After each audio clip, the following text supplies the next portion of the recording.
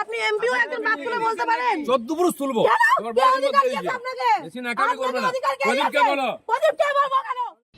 দিলীপ ঘোষ আজকে মেদিনীপুরে সেখানে গিয়ে যেভাবে তর্ক বিতর্কের মধ্যে নিজেকে যুক্ত করলেন, এটা রকে যারা থাকে তাদের চাইতেও খারাপ ভাষা। রকের ভাষা বলে অনেক সময় বলা হয়, রকে যারা আড্ডা মারে তারাও বোধহয় লজ্জা পাবে।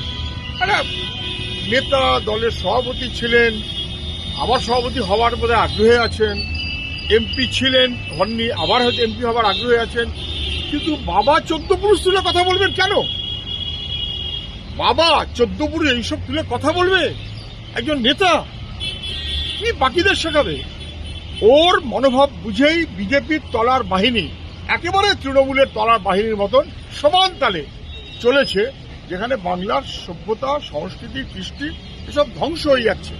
সব বাপ 14 পুরুষ তুলে কথা বলা যদি নেতাদের ভাব হয়, তাহলে সেই নেতারা পরিত্যাজ্য হওয়া উচিত, এ নিয়ে কোনো সন্দেহ নেই।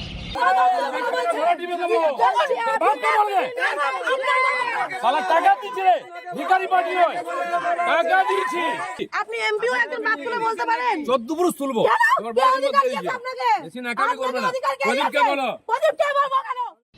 দিলীপ ঘোষ আজকে মেদিনীপুরে সেখানে গিয়ে যেভাবে তর্ক বিতর্কের মধ্যে নিজেকে যুক্ত করলেন, এটা রকে যারা থাকে তাদের চাইতেও খারাপ ভাষা। রকের ভাষা বলে অনেক সময় বলা হয়, রকে যারা আড্ডা মারে তারাও বোধহয় লজ্জা পাবে। একটা নেতা, দলের সভাপতি ছিলেন, আবার সভাপতি হওয়ার বোধহয় আগ্রহে আছেন, এমপি ছিলেন, হননি, আবার হয়তো এমপি হওয়ার আগ্রহে আছেন, কিন্তু বাবা 14 পুরুষ তুলে কথা বলবেন কেন?